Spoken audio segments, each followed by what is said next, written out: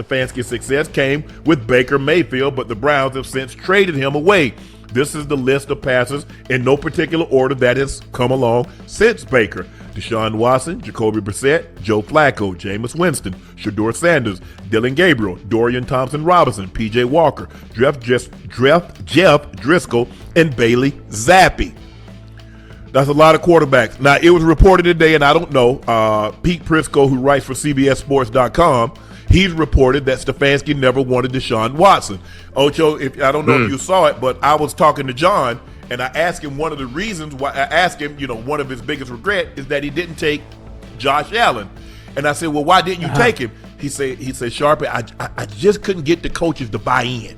He was really, really raw, and it was going to take some time for him to develop. He didn't throw, he turned the ball over, and he didn't throw with a high completion.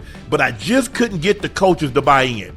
And when you're talking about, taking somebody with the 5th pick of the draft, or you're taking a big-time free agent like at the quarterback position like a Deshaun Watson, Ocho, you need everybody bought in. Can't nobody. Yes. There can't be any lukewarm feeling. Well, I'll coach. No, we got to be all bought in now. That's what Pete Prisco say. We don't know that to be true.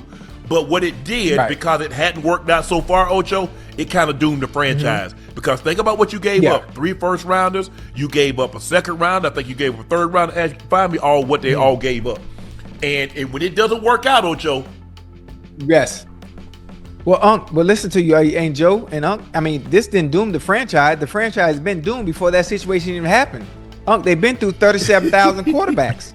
They haven't been able to find the one. Now, obviously, if they've gotten Josh Allen, despite what they might have seen on tape, listen, when you draft, regardless of what round, regardless of what pick, it's still hit or miss no matter what. You can get somebody in the first round that played great in college, and it might not translate over into the NFL. Yeah. It just happens like that. Sometime this year's draft, we're talking about some of the players that are coming into the draft.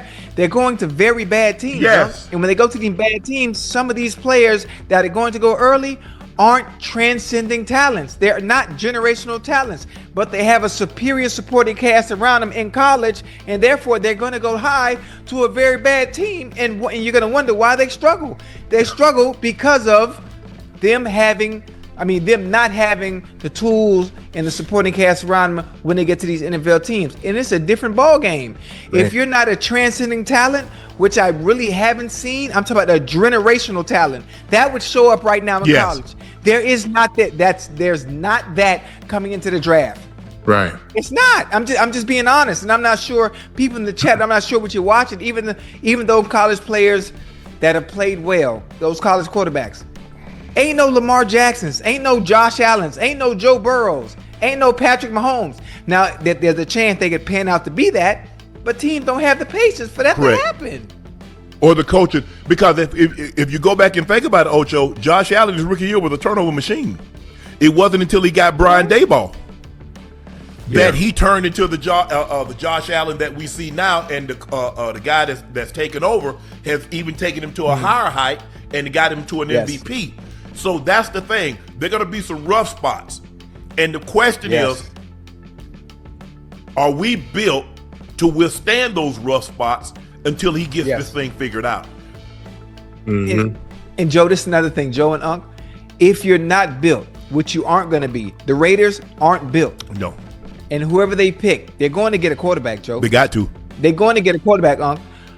Do you trust Mark Davis and all the people that are in that building, that are in positions of power, to build a team around him to make sure he can be competent, a good quarterback for the future? Because if you don't, what's going to happen, that shit can be demoralizing, Joe. So you go into the wrong situation like that, and you ain't got no helper, and you ain't got no help around you. I can imagine. You come from a winning program where you've won everything. And then you come to the NFL, and it's a different ball game, Joe. This is the best of the best, but it's levels to everything. It's the best of the best, and you're going early, but the team you're on is just not good. The players you're playing with, even though they're part of the 1%, they just not good. What you thinking, Joe? Man, we talk. What team y'all talking about right now, Uncle Ocho? He's just talking about quarterback, top quarterbacks go into bad situations because that's the way I know. We talking about the best players. Yeah, I know. Go to the worst teams and help them. All of a sudden, they're not the worst teams anymore. Yeah, I know. You had said something about these coaches getting fired. Yeah. Stefanski. Even when I look. Yeah. Even when I look at the Cleveland situation, man, you got a pretty good quarterback, Uncle Ocho. Yeah. Why not just beef up your offensive line, get some more weapons, whoever you're gonna have back there throwing the ball. At the end of the day, man, you got to protect the quarterback, and you got to give him some more weapons. From what I've been seeing, they definitely need a wide receiver. You got Quinn Judkins. We'll see how soon he can come back. Will he come? Well, I mean, is he gonna miss time, Ocho? He had a serious injury. Will he miss time? Will he be back for OTAs? Will he be ready for training camp? How soon? And will he be back? I think the thing is, Ocho, is that, but see, when you get a 26-year-old that's proven, it's supposed to be can't miss. We're not talking about a guy out of college, Ocho. We're talking about a guy that at the time that they signed him, he was a top 5 quarterback.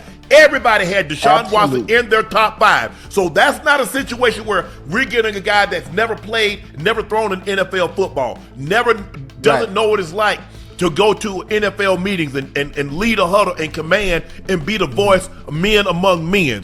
That's Deshaun Watson, 26 years of age, had just led the league in passing, had been a Pro Bowl player, so he was supposed to be can't miss.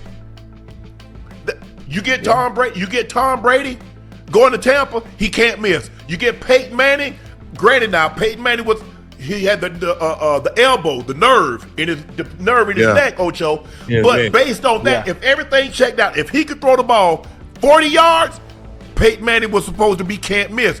That was Deshaun Watson. 26 years of age, fully healthy, just led the league in passing. And he gets to Cleveland, and for whatever reason, I'm like, I don't know this guy. I don't know this guy. This is not the guy that came from Houston, Ocho. I don't know him. Yeah. And you're right.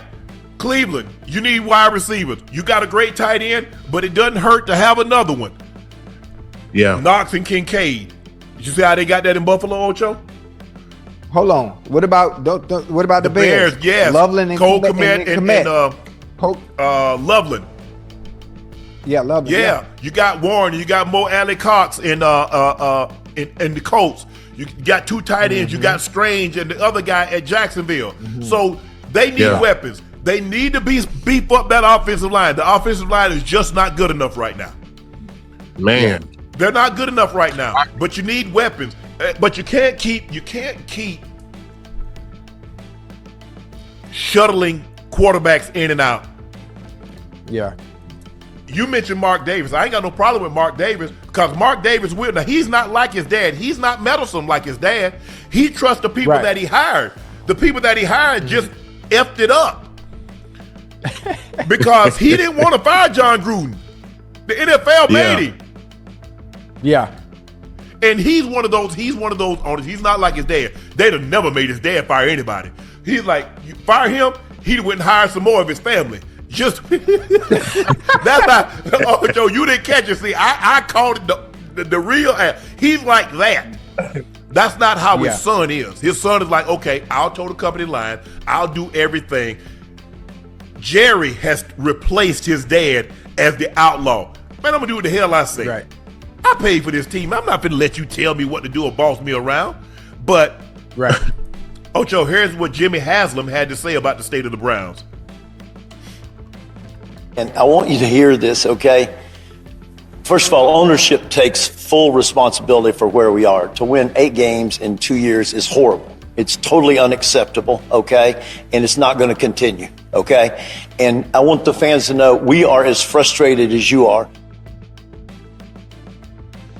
Hey, is one thing about it, right? That's all you had to say. Hey, listen, ownership. Hey, this is the funny thing about it. Ownership takes full responsibility. They have owners can't get fired, Joe. I know. Hey, the people that own, they can't get fired. 400, probably 400, 425 coming, Ocho, in March. What that mean? The TV contract, every NFL's team cut. Oh yeah. Hey, so wait, 425 million for each team? How much we getting out of that? We don't own no team. And Ocho, now that's the TV cut. Now we ain't say nothing about you selling tickets. We ain't say nothing about the local advertising it. We ain't say